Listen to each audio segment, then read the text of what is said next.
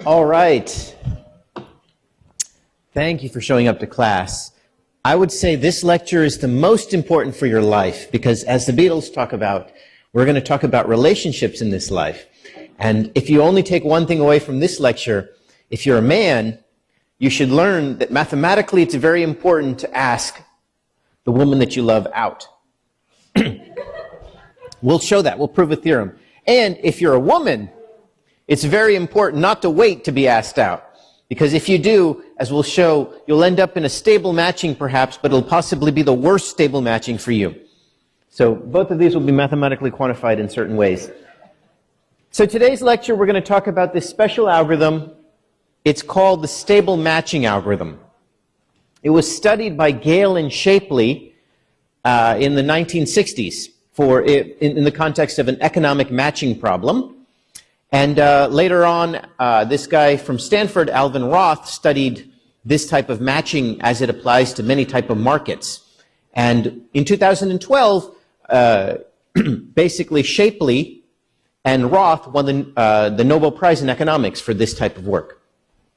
So that's the foundation of this type of algorithm.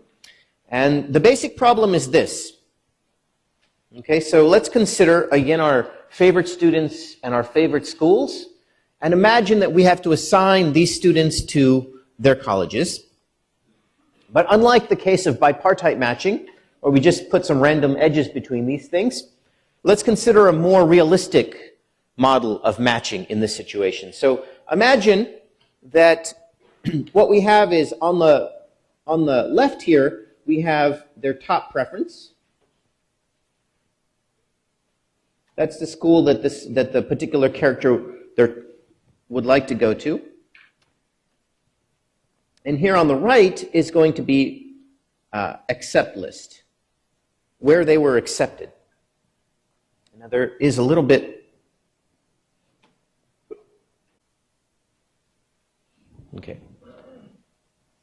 So for example, the mouse was accepted to Harvard and Virginia, the dog, Yale and Harvard, the cow, Virginia, Harvard, the fish, Texas, and Yale. And now we'd like to assign students to their colleges such that we'd like to somehow come up with a maximum global matching. So certainly the individual students can only be matched to places that they've been accepted, but we'd like to try to give them their top preference whenever possible. Okay, so in this particular case, since the mouse was accepted at both of these places, we can certainly give them their top place. Here, we can give them their second place. We can also give them their top place.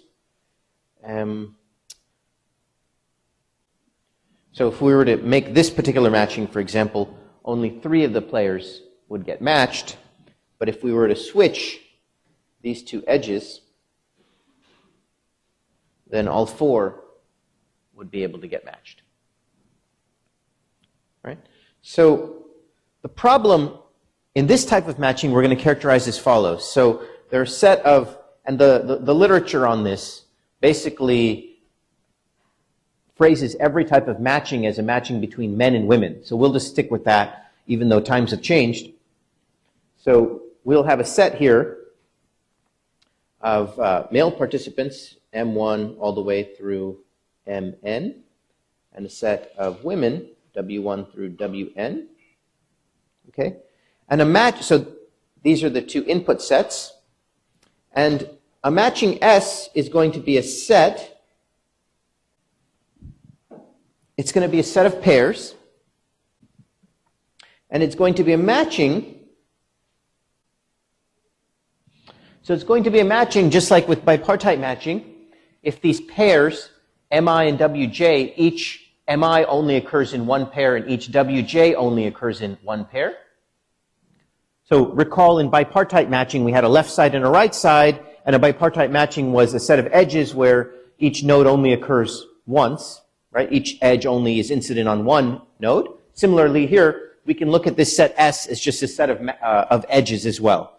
So we're looking for a set of edges between the left and the right, such that each node only occurs in one pair. and the matching is going to be perfect if it's going to be exactly the same size. So if there are n men and women participants, the matching is perfect if there are n pairs in this set.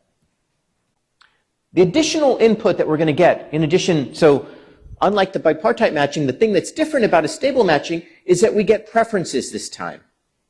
So if the set of M is M1 through Mn, each Mi has a preference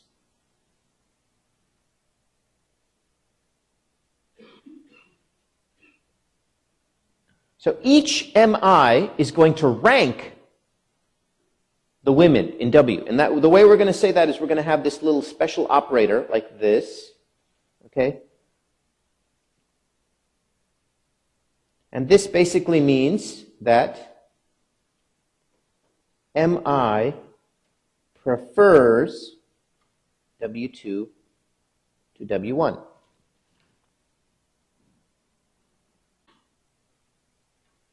Okay, so for example, in this situation, and this relationship, it ranks all of the elements of W.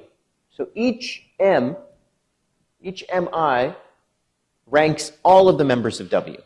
And similarly, each Wj is going to rank all of the elements of M. All right? So here's an example. So in this particular case, this is the set M, this is the set W, and these are their preference relationships. So each element in M is going to rank all of the elements in W, so here the dog prefers UVA to Harvard, the cow prefers Harvard to UVA, etc., etc. So does this make sense to everybody? Okay, so now let's consider this matching. So in this matching, dog Harvard, cow Virginia. What can we say about this matching? Thankfully, both students get to go to school. This is a privilege of our Western capitalist society. But it's not their preference. Yeah, so dog and cow don't get their top preference. That's right. What else? Yeah, in some sense, neither party is happy, but this is true in an even stronger sense. Because a better matching that also matches both students to colleges would be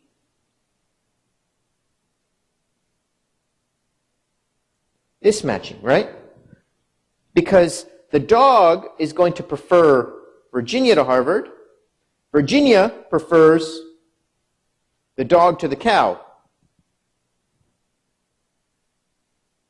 So here are two unhappy parties. Unhappy one, unhappy two. Right? This one was unhappy and this one was unhappy. In some sense, this matching is unstable. Because there's a swap, there's a way to change this matching such that both the M and the W in this situation would prefer. Okay, so this brings up the notion of this is an instable or unstable matching. And so we say that a matching S is unstable. A matching S is unstable if there exists a pair that's not in S.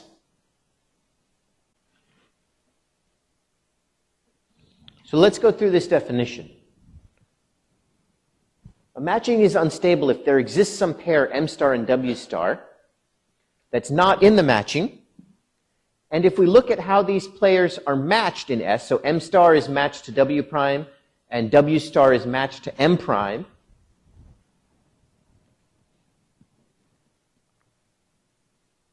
and two conditions hold. M star prefers W star to their current match, and W star prefers M star to their current match. So the way you show an instability is you find a triple. You find a pair that's not in the matching and two pairs that are in the matching, such that this condition holds. Yep? At this point, no. Yeah. the preferences of M prime and W prime do not matter. Here is a mutually beneficial swap. The man prefers it and the woman prefers it to their current condition. So what the situation that you're bringing up is that possibly there are multiple stable matchings that some prefer one party and some prefer another party. Okay, so we say that, of course, S is unstable if such a pair exists, and of course, the point is S is stable. Okay, so a stable matching is a matching that is not unstable. All right?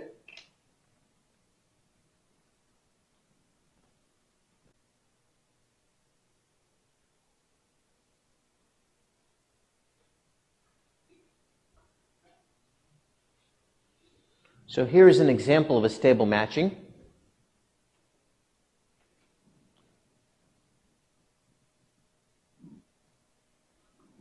So this is one stable matching, and to your point, what's another stable matching here? This is also stable, right?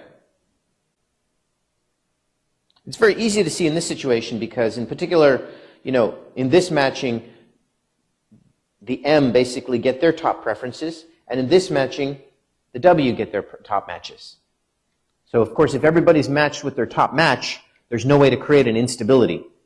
Right? This triple right here, an instability requires a triple where M prefers, someone else, and W star also prefers someone else. But of course, in the matching, if you're always matched with your top preferences, then there's no way for you to complain. Right? But it goes to your point, which is that for a given set of inputs, there could possibly be two matchings. And this comes down to who makes the moves first, I guess, in life. All right? So the crazy thing that I hope to accomplish today is the day before Thanksgiving. I know that a lot of people are eager to leave, so I wanted to prove something fun and also remarkable and also practical, which is that this crazy theorem, which is that no matter what the inputs are, as long as each of the participants, you have n participants and you have n men, n women, and they all specify full preferences, there always exists a stable matching.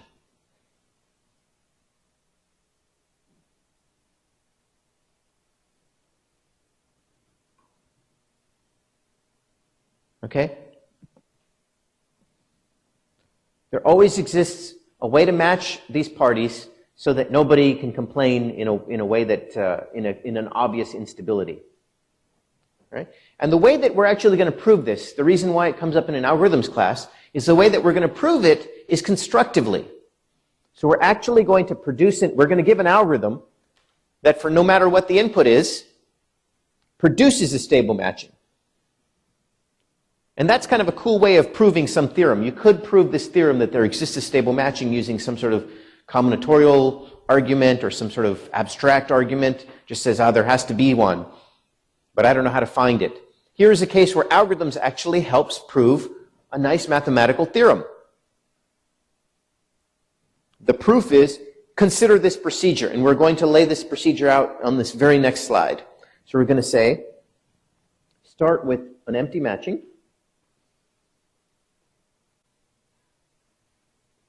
So the algorithm is phrased, or sort of the whole theory of this type of study is phrased in the context of proposals. So men make proposals to women in this algorithm, and women can either accept or reject those proposals.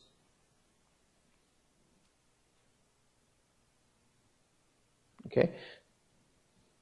So the start of the algorithm. While there exists some unmatched M who has not asked out everybody on his list, let W be the first woman on that list who he has not yet asked. Okay? If W is unpaired, then clearly make a match between M and W.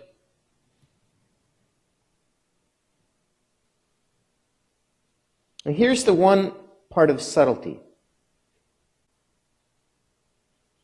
So, if W is already matched at this point in the algorithm, and matched with some partner M prime, and W prefers M to M prime, what should we do? She should. Yes. So, all right, so this is our algorithm. Very intuitive and simple. It's kind of surprising that it actually comes up with, first of all, it comes up with the matching, and second of all, the matching that it produces is actually stable. Okay, that's it. Very cool, huh? Remember, economists came up with this.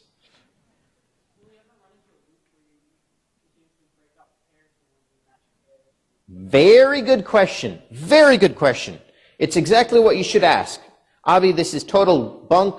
I don't believe it.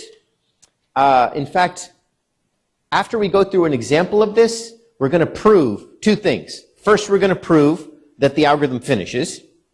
And second, we're going to prove that the output of the algorithm is a perfect matching and that it's a stable matching. Okay? So first, let's go through the algorithm just to make sure we understand how it's working.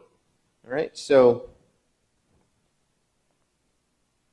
okay, here we go. So that's where this the handout actually comes into class. Okay? So let's go through this. So imagine the algorithm says start with some M who has not asked out everybody on his list and who is unpaired. So Mr. Mouse looks like a good candidate. So Mr. Mouse asks UVA, his top candidate, to be matched. And since UVA is currently unmatched, we go ahead and form that match. So that's the first step of this algorithm. So the match looks like this after the first step. Okay? Next step, let's consider the dog. And notice that the dog, his first choice is also UVA. So dog is going to ask UVA, because that is what the algorithm suggests. And now UVA looks like UVA is already matched. And so what do we do if UVA is already matched? The second condition, we ask, does UVA prefer the dog to the current mouse? Unfortunately, no. And so, poor dog, nothing happens, and has to basically cross off the list, right? So the first two lines of this algorithm say, let W be the first woman on M's list who he has not asked. So we're going to keep track of who he has asked and who he has not asked. Okay, so now let's go through, let's see. That's the second situation. Now let's consider the cow. So cow's first preference is Yale, and Yale is unpaired. So even though it's the number last choice, we are going to go ahead and pair up cow and Yale. Okay.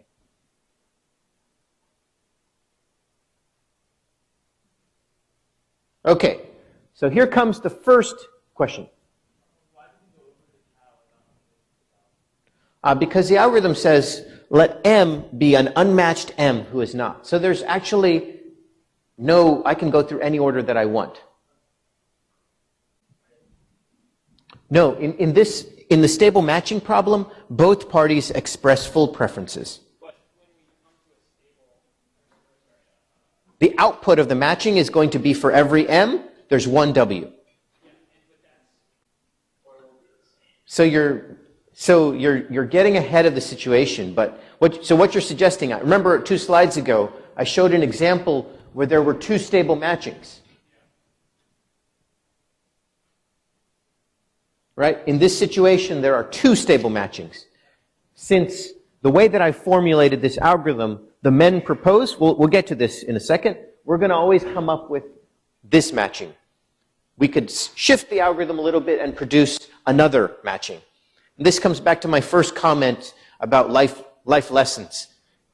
You should seize the day, essentially. You'll see that if there's a bias in this algorithm that we'll talk about. Okay. So once we get to this second step right here, this is the point where the first interesting thing happens in this argument. So now let's consider the fish right here. The fish's top preference is UVA, but UVA is already matched. So now let's consider our second condition. UVA is currently matched to Mighty Mouse here, but UVA prefers the fish, and the fish just asked UVA. So what do we do?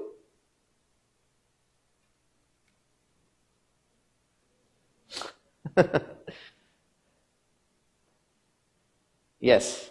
Basically, we break this guy up. We match this right here.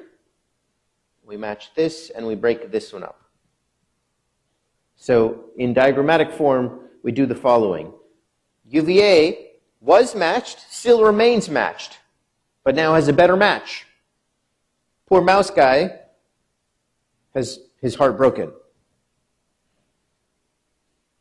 Okay? So spend 2 minutes with your neighbor, just going through the algorithm and doing the rest of it until we actually figure out a complete matching. Tell me what happens. The size of the matching is n.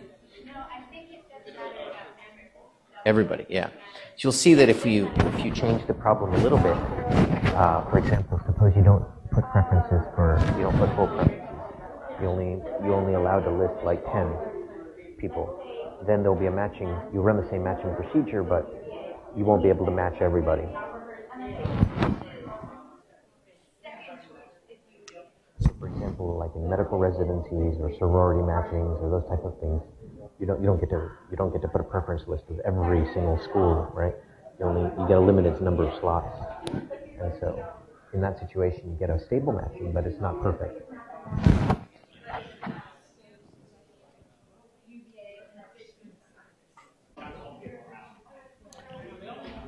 Okay, did everybody figure out the answer? Everybody comfortable enough with the running of the algorithm that essentially after a few more steps, you'll figure out that everybody gets their second choice except for the fish. And in this case, only Yale loses out, which actually, who really cares about that anyway? So now that you understand the algorithm finishes, or the algorithm, you saw an example on some particular input, let's analyze a few properties of this algorithm. So first, let's try to argue that the algorithm actually ends. It doesn't fall into the loop that you're worried about. How can we argue that? 1 second. Can you try it again? Can you try another one?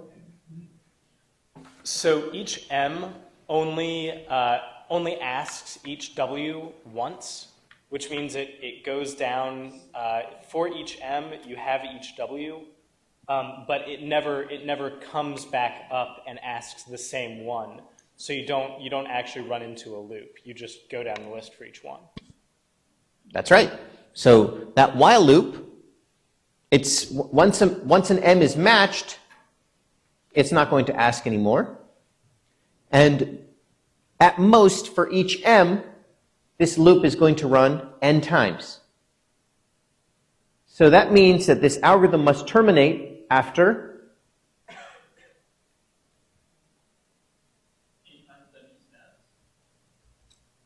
so since there are n women and n men, this means that the algorithm terminates after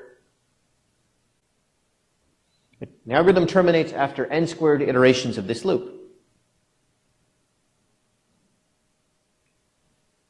Does that make sense? Okay. Why is the output a matching?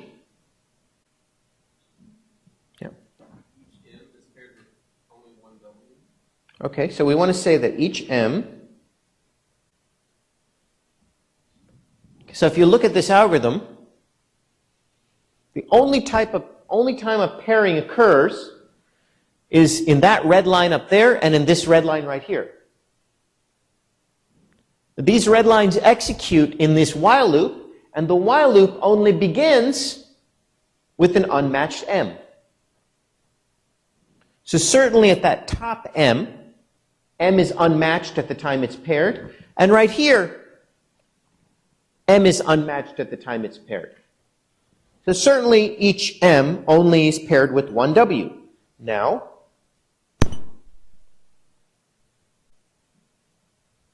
how can we argue that each w is only paired with one m? Yeah? Because each m expresses a Polish constructions. So you can say that every w will be asked at least once. You're answering a different question. I want to show that it's a matching. Meaning, how come there's some woman that can't be married to 5 men? What prevents that in this algorithm? Yeah? If it turns out that W is already matched, then you break them up. So it goes from 1 to 0 and then back to 1.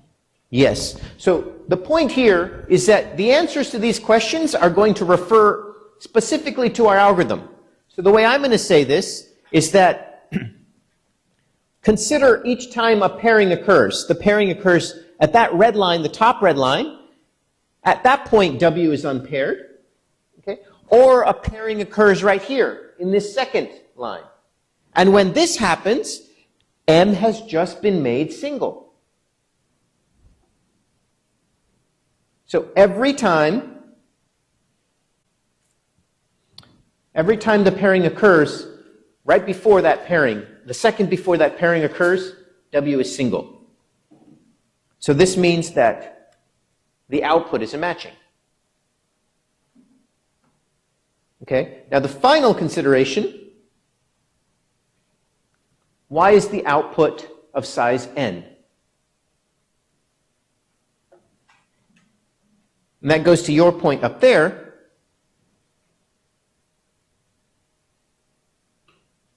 Yeah?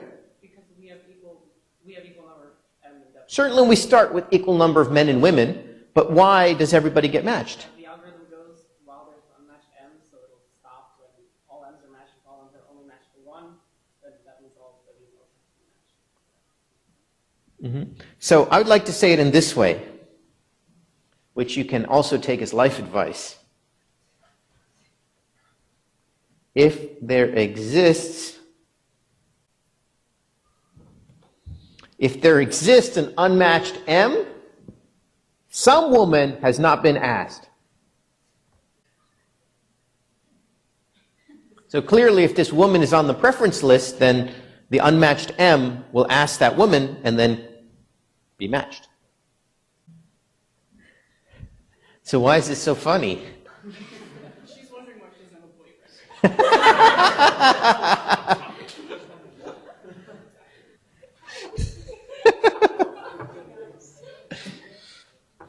It's mathematically not correct.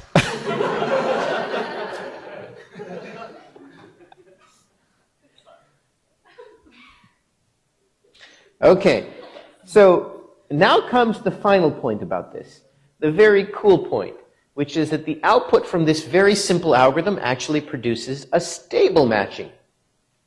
Well, let's try to understand why that actually exists, why that's true. Okay, so suppose not. So that means there exists an M star, W star, and so this is not in S, such that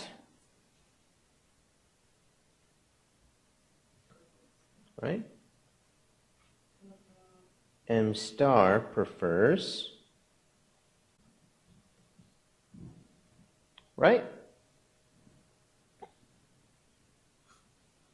Now, let's try to reason why this shouldn't happen. Sorry?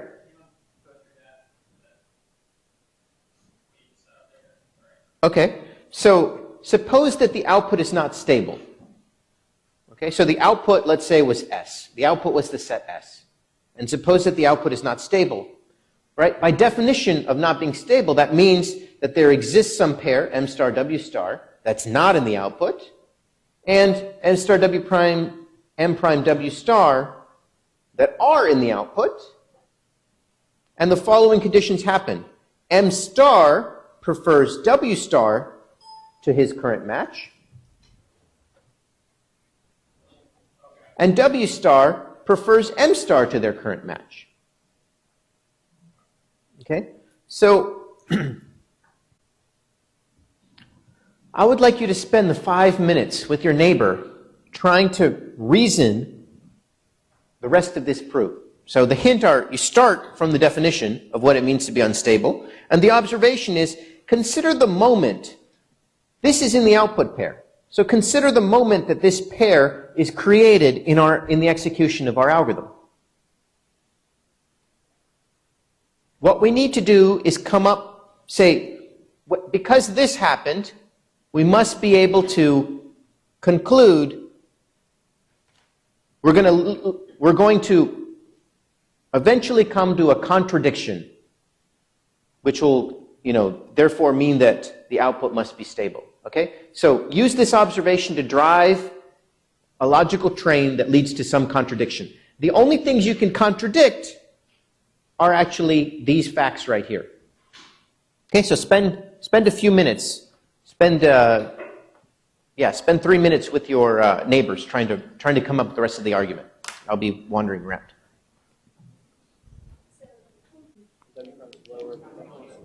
Mm-hmm. And what must have happened? He's being paired now means he's single. So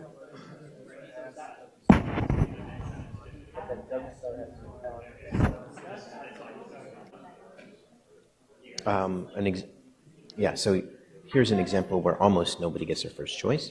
You can modify it a bit so that nobody here gets their first choice. But we weight these kind of, or these weighted like equally for like the colleges want the like do we have a preference to whether we want to see the college they want more? A very good question. So it's going to turn out that the people who propose actually get the best matching that they can possibly get. So if these people propose, they get the best matching. If these people propose, they get the best matching. And it turns out that they're exactly.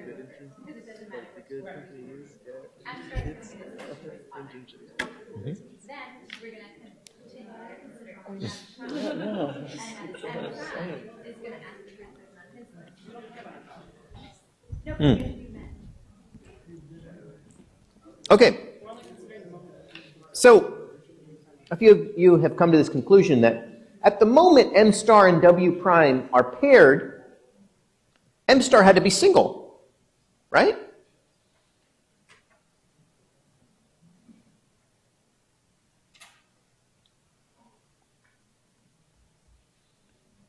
But he prefers W star, right? M prefers W star to W. So that means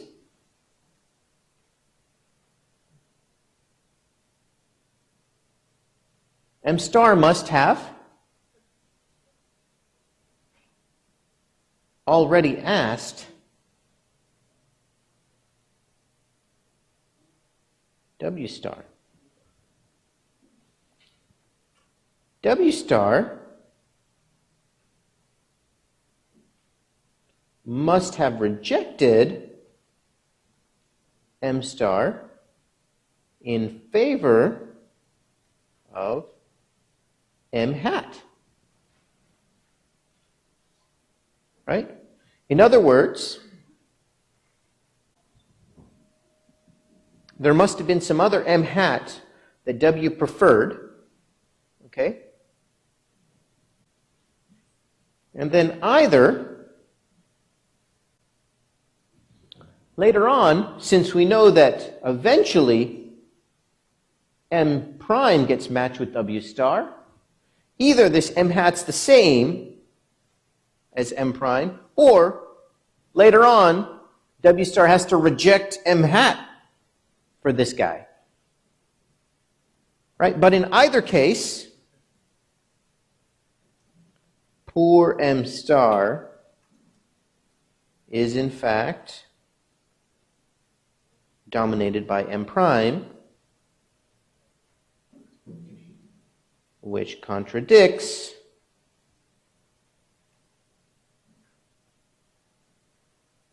this statement.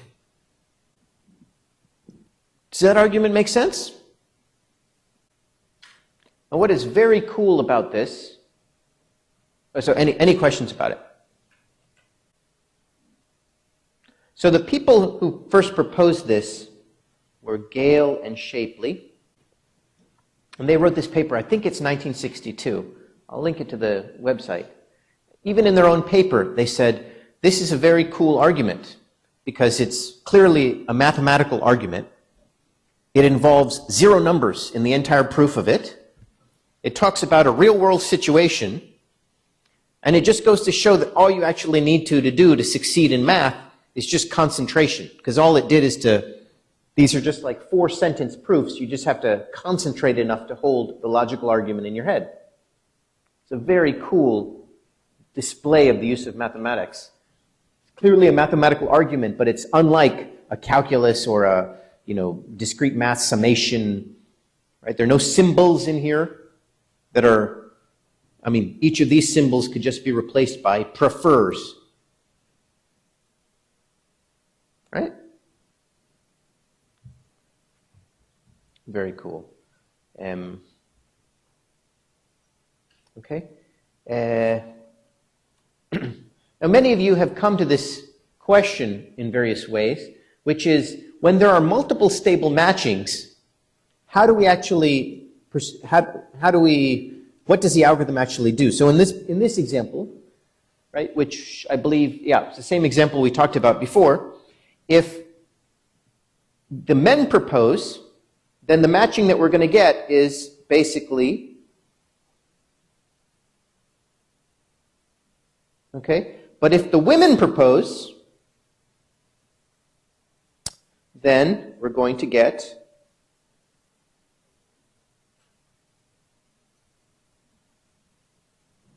a different one, right?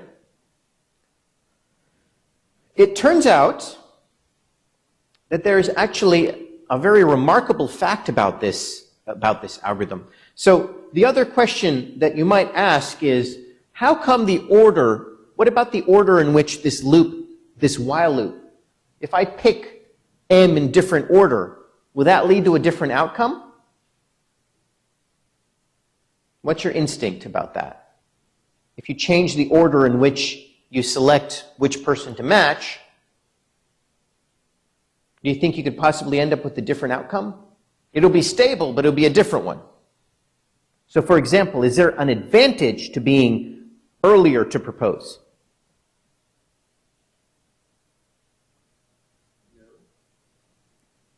Yeah, your intuition is right. We're going to actually prove this remarkable theorem that, so the order, the time at which you propose really doesn't matter. The advantage in this matching situation is the fact that you do propose, which is again why I recommend you seize the day. All right, so the remarkable theorem we're going to show is the following. So we're going to add a few definitions. We're going to say that W is valid for M. Okay? In other words, W is in M's league, so to say, if there exists some stable matching. So W is valid for M if there exists some stable matching such that MW is in that matching. Okay, best M is, so the best M is kind of what it sounds like. It's the woman, it's the W, such that MW is a valid matching, but every other woman that M prefers is not valid. So now we can define this matching right here. We can define this set right here, which is essentially for every m, you find the best matching for m.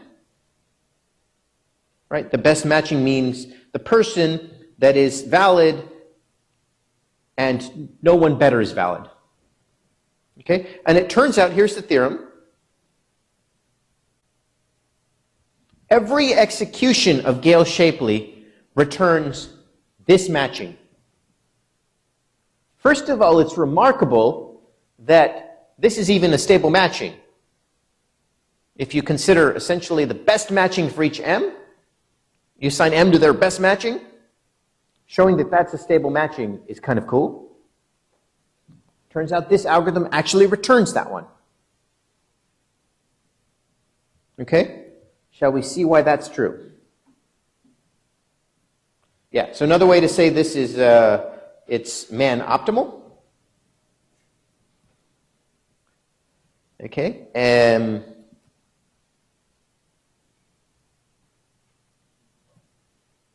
Okay, so consider some execution E of Gale-Shapley that returns S that's not equal to S star. Okay, so some man is not matched with their best valid match, right? That's what it means for S to not be S star. Okay, so in particular that means some W must have rejected a valid M. So consider the first time, so that means that, so either, there are two ways for this to happen, right? There's two ways for this line to happen, right?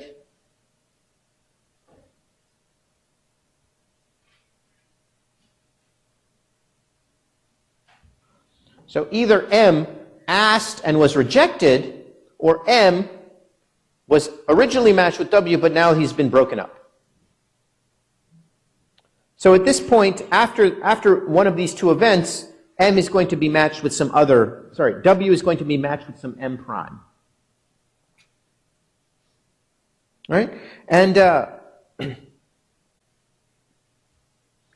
but W is valid for M, so there exists some matching. Who does M prime match with in this matching S prime?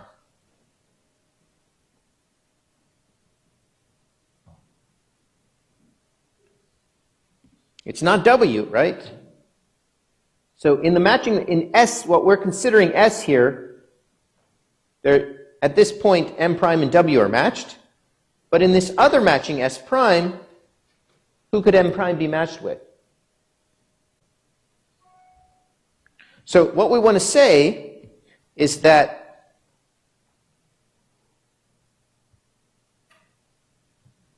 let's call this person M prime, let's call him M prime W prime. And now,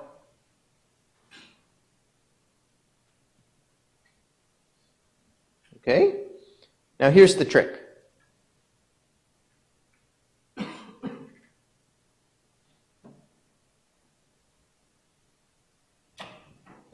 Since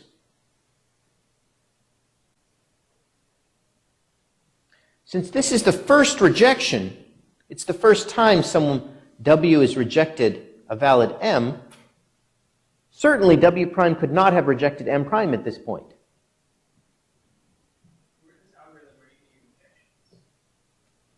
Where in this algorithm? So consider some execution E. And I'm going to stipulate that this execution E is going to produce some result S that's different from the man optimal one. And now I'm going to consider this execution. I want to come to some contradiction. So this execution E, it has to be that there's some M that's not matched with their best valid match. right? Because in particular, this is the best match. So that means that some W had to reject a valid M. What do you mean by how to reject? Like they broke up with them and then found a new pair? Yeah, well, the rejection could happen in two ways, either ask and reject or break up. But in our algorithm, we say if M is unmatched, Mm-hmm. ask a W, Mm-hmm. and the W either will pair or break up, right? Yeah. So is a rejection then? The rejection is either I'm already paired it and I'm going to, I'm not going to, so ask and reject is some unpaired M asked, yeah, or I was broken up and that's also the first rejection. So there had to be some rejection. That's what we're analyzing. And at that point of that rejection, we're going to consider the first one. We're going to analyze that first one, okay? And then the result is after that first rejection, we had to create some pair like this, right? But it's also the case that we're only considering valid rejections. So since these two have been valid, this is the point that we're going to come to contradiction. Since these two are valid, there had to be some matching in which they were matched. And in that matching, M prime had to match with someone else, okay? And what we're going to say is that it couldn't have been, in this execution, W prime could not have rejected M prime, okay? And so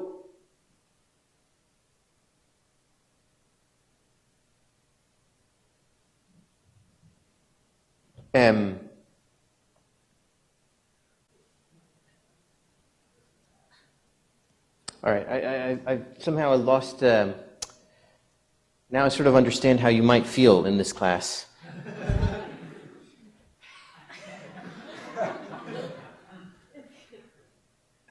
Because something might be as clear as day to me just 5 minutes ago when I started, and now I get the tension of having all of your eyes at me.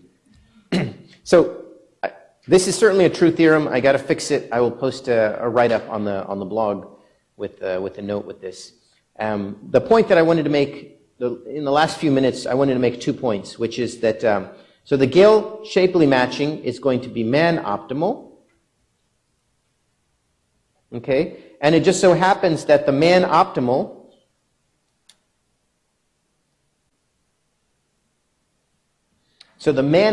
matching is the worst possible stable matching for women, and vice versa. The woman-optimal matching is the worst possible stable matching for men. Why does this actually matter? It turns out that if you're planning to become a doctor, this matching algorithm forms the basis of how medical residents are matched to hospitals.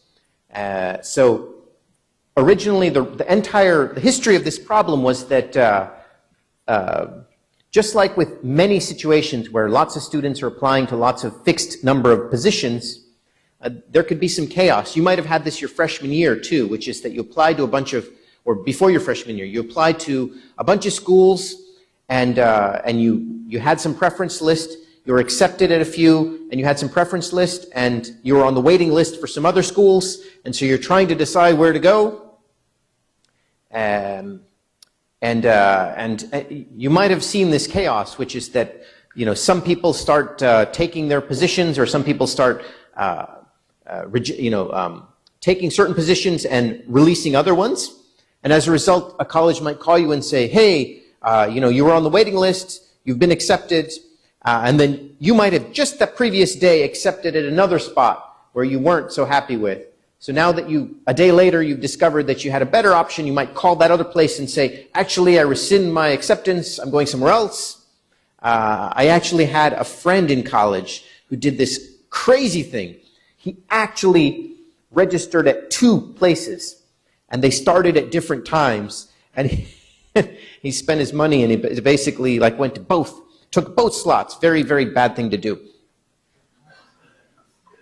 Yeah, he was eventually a Rhodes Scholar, so,